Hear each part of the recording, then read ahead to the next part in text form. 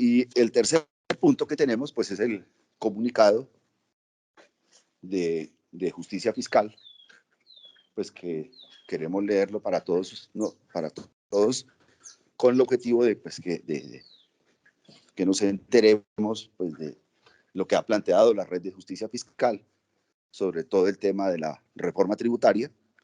La red de justicia fiscal viene funcionando hace varios años. Nosotros participamos como parte de la UTRADEC,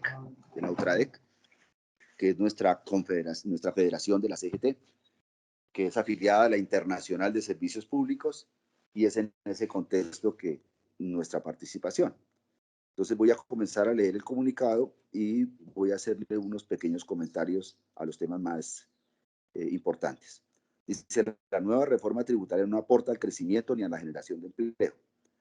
Aunque el nuevo proyecto de reforma tributaria del gobierno de Duque no contiene algunos de los aspectos más regresivos de la anterior propuesta, continúa la desacertada política de emplear reformas fiscales fragmentadas para intentar contrarrestar los desequilibrios de un sistema tributario que no cumple con los estándares constitucionales e internacionales de eficiencia, equidad y simplicidad. Desconociendo los análisis y las propuestas de diversas comisiones de expertos internacionales, académicos y organizaciones sociales y políticas que han formulado en la última década. La propuesta profundiza las consecuencias económicas y sociales de la pandemia, las cuales imponen nuevas necesidades presupuestales en medio de un futuro incierto, pues el país se encuentra en el último lugar de la fila de control de la enfermedad por COVID-19. Por lo tanto, la Red de Justicia Tributaria presenta sus conclusiones y recomendaciones para la discusión del nuevo proyecto de reforma tributaria. El componente de austeridad y eficiencia del gasto, el congelamiento del crecimiento del gasto público, se contrapone con las necesidades de reactivación económica de corto y mediano plazo, con las recomendaciones de la Comisión del Gasto de 2017, la cual concluyó que la implementación de una política de reducción del gasto público en medio de un escenario poco optimista de recaudo podría tener serias repercusiones sobre el crecimiento económico y sobre las condiciones de la población más vulnerable al exigir eventualmente recortes en los programas sociales. Asimismo, es necesario el fortalecimiento de las plantas de personal de la administración pública. En las actuales condiciones se esperaría que el Estado implementara una política fiscal expansiva para aumentar la demanda agregada y acelerar la reactivación económica. Aquí hay que destacar que tenemos un Estado demasiado pequeño, que nuestro Estado solo representa el 6% del empleo, que podríamos avanzar, por lo menos para colocarnos al nivel de nuestros pares en América Latina, hasta un 12%, y que el nivel de la OCDE es el Estado, en la OCDE el Estado representa el 30% del empleo. Esto es muy importante que lo tengamos en cuenta porque indudablemente que podemos avanzar, pero se necesita otro tipo de política, porque la política restrictiva del gasto pues no permite una reactivación económica adecuada. Ahí, Si bien ¿cierto? es cierto, hay No, un ese sí, rebote de la claro. economía, ¿En no dónde? hay una reactivación como nosotros la necesitamos. ¿Sí? Entonces, esa es la discusión. ¿Sí? Que mientras hay una necesidad de fortalecer el Estado, nosotros estamos en contravía, porque estamos hablando en la reforma tributaria se habla de congelar las nóminas del Estado y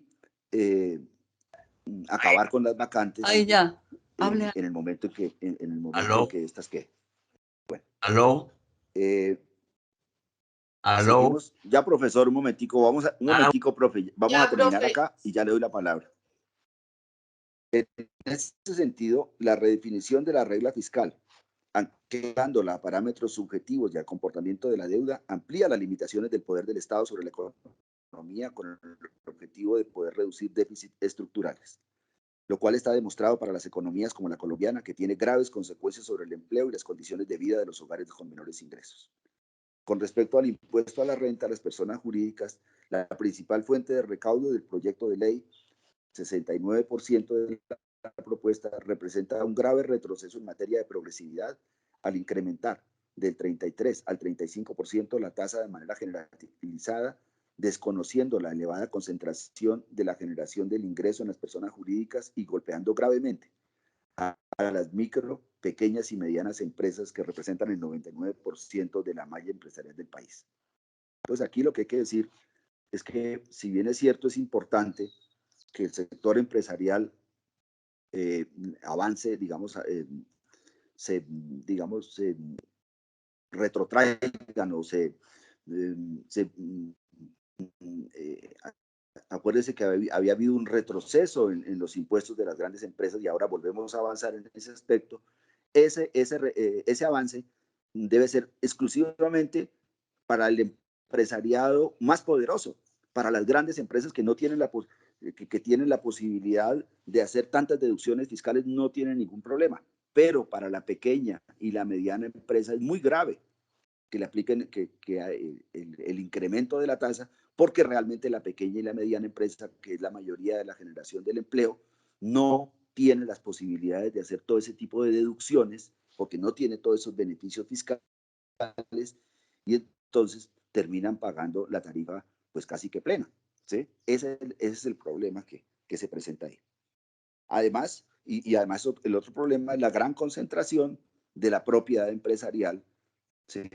que, eh, que está pues en el 1% del empresariado, es el que concentra la gran propiedad empresarial. Y los otros son los pequeños y los medianos, son los que dan la mayoría del empleo, pero, pero son los generadores de la mayoría del empleo, pero no son los concentradores, y por eso, pues, en la medida que son pequeñas y medianas, pues no tienen todos esos beneficios. Además, no se eliminan los beneficios tributarios de actividades que no son intensivas en mano de obra y que por lo tanto no aportan en forma importante a la generación de riqueza y empleo, como el sector financiero o el minero. Por lo tanto, no es raro que el 40% de las proposiciones presentadas hasta el momento buscan modificar subsidios y exenciones. Frente a los impuestos a dividendos, cabe resaltar que la propuesta de reforma anterior buscaba modificar la base tributaria del impuesto al subir a 800 VT el inicio de la tributación. En esta nueva propuesta no se cambia la tasa de tributación vigente, que es del 10% después de los 300 VT, de forma que no se soluciona el problema de los pagos de dividendos de empresas grandes a empresarios pequeños de papel u otros mecanismos de ilusión que terminan solventando los gastos de las personas naturales. Entonces, ¿qué sucede? Pues que en la medida en que se incrementan los ingresos, la gente ya no vive del trabajo. El 0.01 más rico no vive del trabajo, vive de las ganancias, de los dividendos y las acciones. Y resulta que estos dividendos y estas acciones no se consideran patrimonio, pero además de eso, es una tarifa plana del 10%, igual para todo el mundo, cuando debería existir un mecanismo de progresividad eh, para, para pues para resolver este problema en términos constitucionales y de justicia fiscal. Por otra parte, los mecanismos de lucha contra la evasión propuestos son insuficientes frente a las actuales necesidades, pues la reforma no aumenta el personal especializado y de fiscalización y tecnologías de la DIAN. Eso es muy importante que haya quedado en ese comunicado, porque lo que se está vislumbrando o lo que se está planteando acá es la necesidad, la urgencia del incremento de personal de la DIAN en las áreas pues, de fiscalización, cobranzas, tecnología, unido pues, al proceso de avance tecnológico. La propuesta, sigue el comunicado, la propuesta de congelar los salarios públicos en términos reales y la carta blanca para la reorganización de la administración pública son medidas altamente regresivas. Asimismo, existen vacíos en la determinación y uso de registros de beneficiarios finales para combatir el lavado de activos y la evasión. Además, la modificación y prolongación del impuesto de normalización se contrapone con el principio de equidad y justicia que debe imperar en el sistema tributario por mandato constitucional al condonar las sanciones por los activos omitidos o pasivos inexistentes.